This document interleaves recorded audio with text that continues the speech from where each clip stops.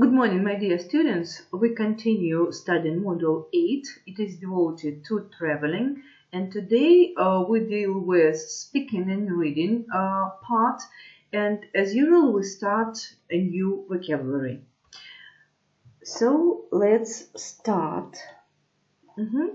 So our topic is traveling. And first of all, let's remember what means of transport do we use for traveling. Usually there are 4 of them. We travel by cars, we travel by trains, we travel by planes or airplanes, and we travel by ships.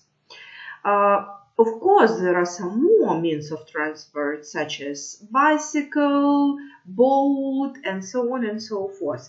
But we speak about the transport that we can use for traveling for long distances. Each of these means of transport has its advantages and disadvantages, of course. But today we will speak only about traveling by airplane and the situation at the airport. And first of all, I would like you to get acquainted with such information that you can find in any airport. Итак, в любом аэропорту мы можем с вами встретить вот такие вот информационные сообщения. Конечно же, мы должны их понимать. Собственно говоря, они лягут в основу нашей сегодняшней новой лексики. Итак, arrivals – зона прибытия, departures – зона вылета, information – понятно, без слов, money exchange – обмен валюты и check-in – стойка регистрации. Это регистрация. Кроме того, вы можете в аэропорту увидеть вот такие знаки, вот с такими подписями, и как вы видите, перевод здесь тоже имеется. Поэтому я озвучу лишь правильное произношение данных значков. Departures, arrivals, flight connection, check-in, self-service check-in, customs, passport control, lounge, duty-free shop, information, first aid, nursing mothers, prayer room, meeting point, toilets, elevator, exchange, lost property, ticket sales, cafe, baggage claim, baggage inquiries, trolleys, exit, taxis, car rental, car parks. Но давайте все-таки посмотрим, какая же лексика встретится в наших упражнениях и далее в контрольной работе. Итак, сегодня у нас опять большие списки. Приготовьтесь, пожалуйста, вы будете видеть перевод рядом. Моя задача озвучить и пояснить некоторые моменты, если таковые будут. Сейчас, секунду, я возьму... Хотела... Okay, so check-in desk, стойка регистрации, baggage reclaim, зона выдачи багажа, departure lounge, зал ожидания, departure gate, выход на посадку, departures board, табло вылета. Обратите, пожалуйста, внимание на разницу departure, departures. Все, что связано с информационным табло, это будет departures во множественном числе, потому что вылетов много. А все, что будет связано с воротами и залом ожидания, слово departure в единственном числе. Это когда у вас будет задание составить словосочетание. Then duty-free shop, магазин беспошлинных товаров. Conveyor belt – это у нас ленточный транспортер багажа. На этом ленточном транспортере багаж взвешивают обычно. To weigh the luggage on the conveyor belt. To pack the luggage myself – упаковывать багаж самостоятельно. To carry forbidden items in one's luggage – провозить в багаже запрещенные предметы. Обратите, пожалуйста, внимание, что слово once, опять же, начальная форма. Если речь идет про мой багаж, то будет my, про его багаж, то his. Если спрашивают, есть ли у вас запрещенные предметы, то будет your luggage в вашем багаже. Следующее словосочетание passport control и полное выражение to get through passport control. Recover from jet lag или еще одно выражение have jet lag. Итак, recover from jet lag – это оправиться после усталости, после перелета или после смены часовых поясов. Вот jet lag – это такая усталость после перелета, либо усталость после смены часовых поясов. Ну и have jet lag, собственно говоря, иметь эту усталость, разбитость. Window seat и aisle seat. Место у окошка, место у прохода. Direct flight, прямой рейс. И stopover, это если у вас есть перелет с посадками или остановка на несколько дней, да, с продолжением вашего рейса. Следующая порция. Hand luggage, это у нас ручная кладь. И мы обычно спрашиваем how many items или how many pieces of hand luggage can I take onto the plane. Да, сколько могу предметов ручной клади взять с собой на борт самолета. Exceed one's allowance by 7 kilos. Превысить норму багажа на 7 килограмм. Lost baggage – это у нас обычно заголовок, там, где у нас потерянный багаж, можно спросить. Take off и land in.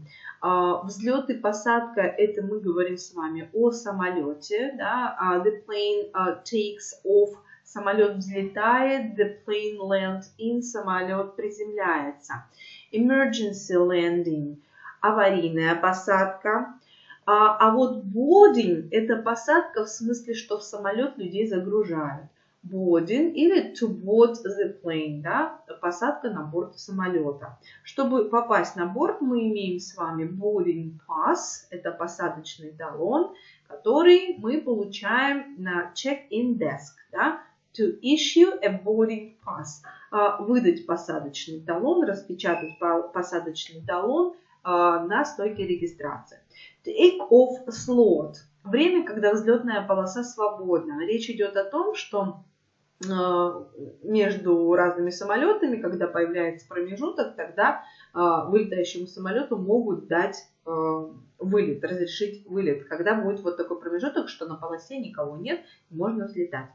Air Traffic Control, диспетчерская служба. Air Traffic Control Strike, это мы пошли по проблемам, какие могут быть. Это забастовка диспетчеров.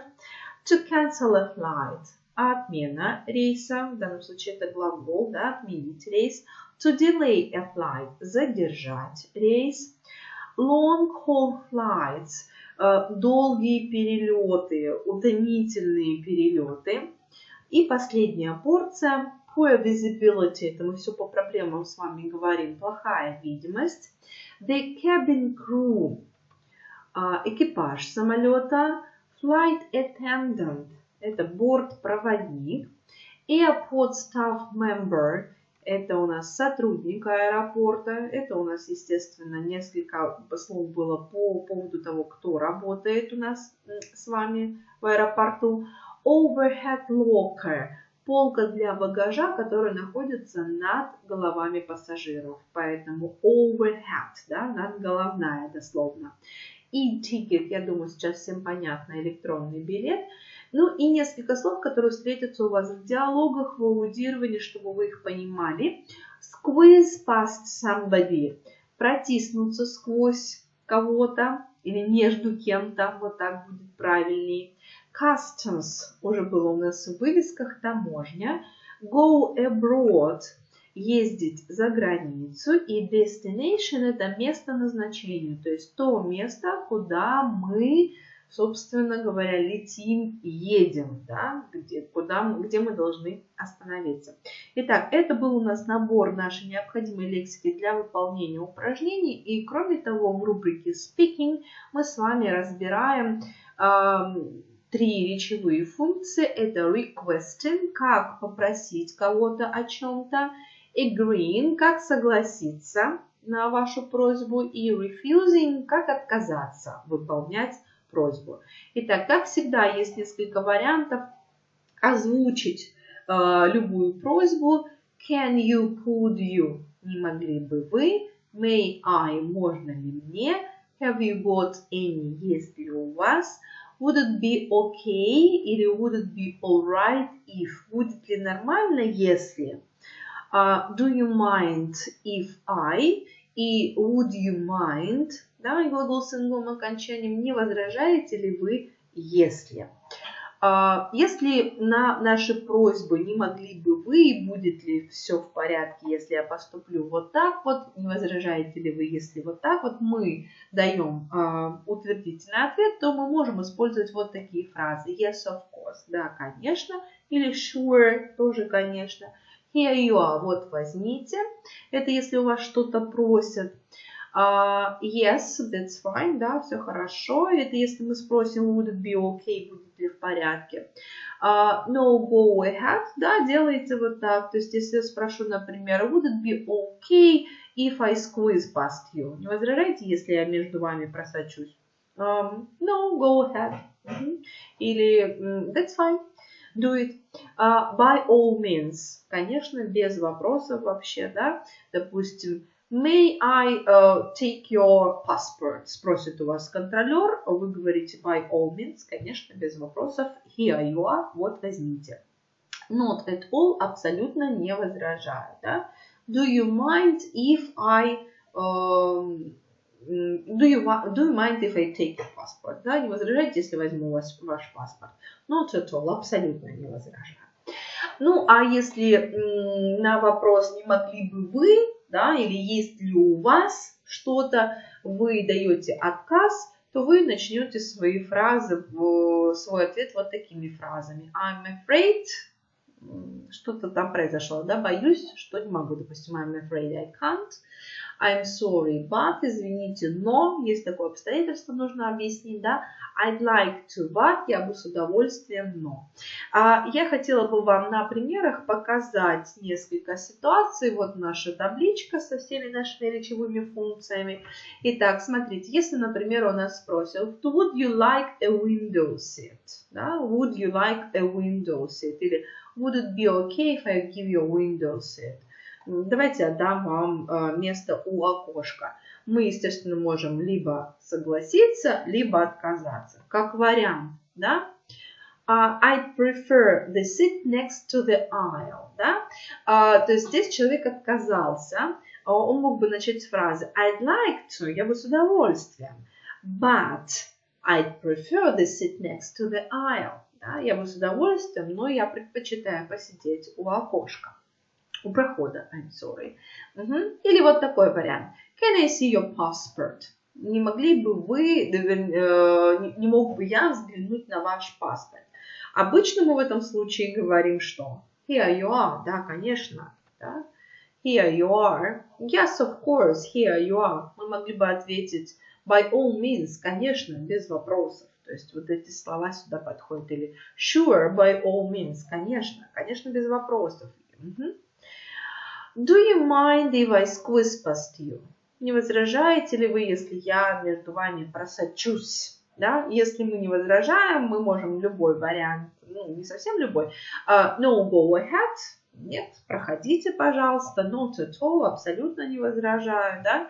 Ну, а если мы возражаем и не хотим, чтобы человек между нами проходил, мы скажем I'm afraid I mind against it. I mind it. No, go ahead. Ну, вот такие вот варианты. Ваша задача будет потренироваться, естественно, в использовании данных конструкциях в упражнениях и в использовании слов в том числе. Ну, а на этом всем goodbye, good luck and have a good day.